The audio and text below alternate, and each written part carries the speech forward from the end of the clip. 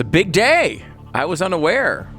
I know. Of this birthday. I know. It's not in my calendar for some reason. I mean, why do you suppose that is? Why? I don't know. Here's a guy who's really made an impact on our world. He really has. You know? And he's 95 years old. Wow. You know, he's outlived almost all of the people that tried to stop him. And to be honest, most of the economies that he tried to collapse. So it's nice. And so I just wanted to just say, happy birthday, George Soros. I mean, I know we've had our quibbles. You threatened my life once. I've called you spooky dude. But let's put all that aside. I mean, you have toppled a few currencies just for sport. You have funded enough political movements all over the world to keep small nations in coups for over a century now. And you've turned philanthropy into a really terrifying word. You're like, wait, the Soros Foundation is behind this? I mean, it's kind of neat. You take people's breath away when we talk about philanthropy, which is nice. And somehow or another, you have learned how to blame everything from inflation to a collapsing society on the people who are pointing out the involvement, your involvement in our ever-collapsing world. Or, if you can't pin it on them, it's the weather. So you've got that. And George, all of this time, all of the hard work, here you are at 95, and to see it all come apart at the very end, to see it all collapse, it's got to be hard. It's got to be hard. But the good news is, most of it is coming because, unlike you, I know people are good and smart and even decent, and in the end, the good guys win. Kind of like they did in World War II. Remember, I think you were a young teenager when you threw your lot in with the Nazis. I know, you didn't have a choice, and I actually believe that. You didn't have a choice. I probably would have done the same thing if I were your age, and I mean that honestly. However, what has always puzzled me is if I would have made that choice, I think I would have had, more than just a fleeting moment of reflection on that, maybe... what always puzzled me is that you have never once, in your own words, looked back on that and had a second of guilt or regret. I mean, I think I have this right. You took and sold the goods of homes that were taken by the Nazis from the Jews. They took the Jews to the death camps, and you cleaned out the houses and sold the valuables, which is weird that you have no regrets or reflections on that. Didn't even think about it. Never gave it a second. That was weird. And I was shocked to hear you say that when you were on 60 Minutes and they asked you about that. Now, my follow-up question would have been, have you ever been diagnosed as a psychopath? But they didn't ask that question, and probably didn't have to, because it became very clear that you indeed were a psychopath when you spoke about how when you, quote, do these little experiments with countries and currencies that you collapse, you know that people are hurt, but you find it, and still quoting, I don't know, fun.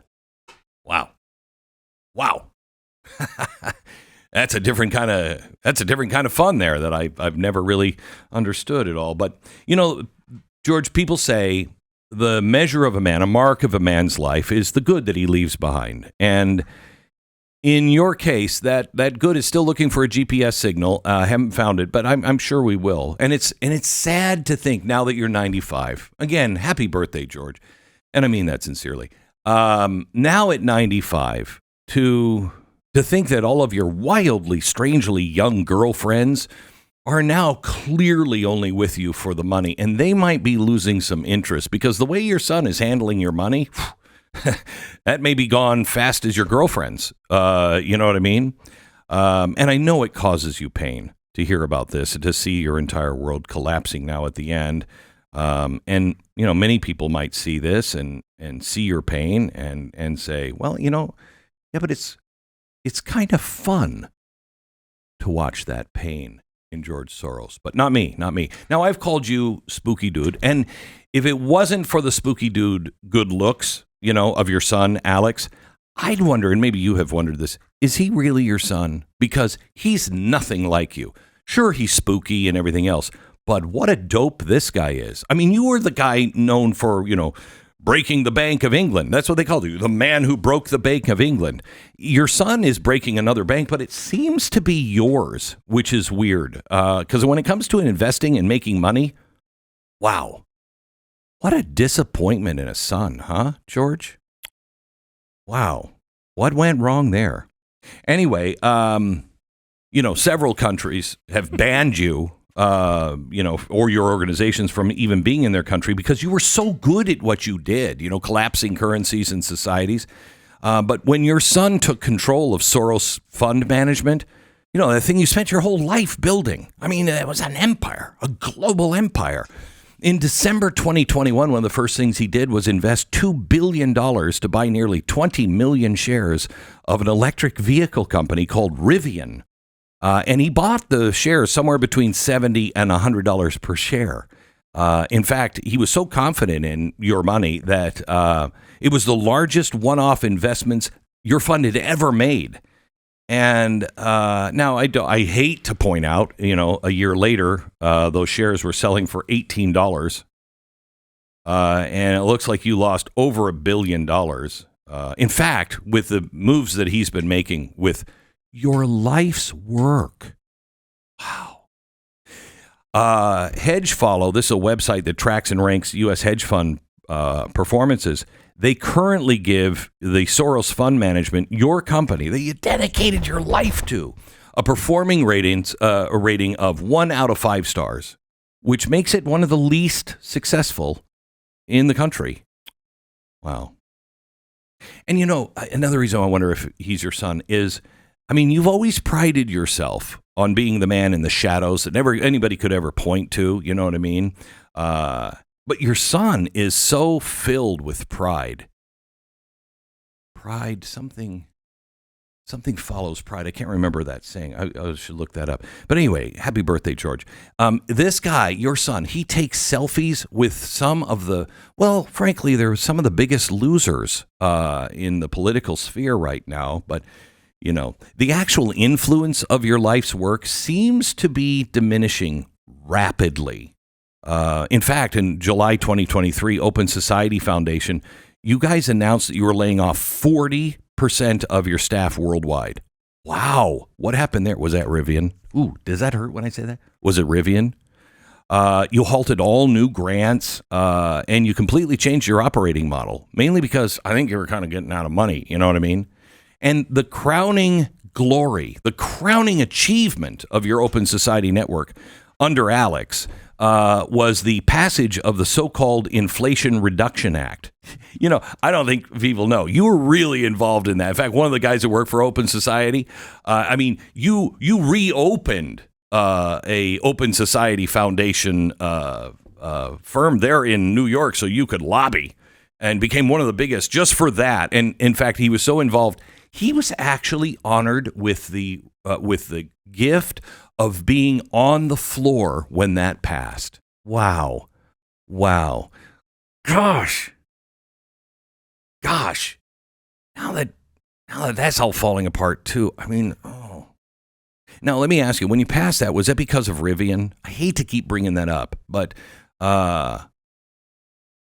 the reason why I say that, at the same time your son was doing that, your son was spending at least $4 million on Stacey Abrams' failed gubernatorial campaign. And you would think to yourself, who would be this stupid? Certainly not George Soros' son. He's really, really smart. Why would he do that?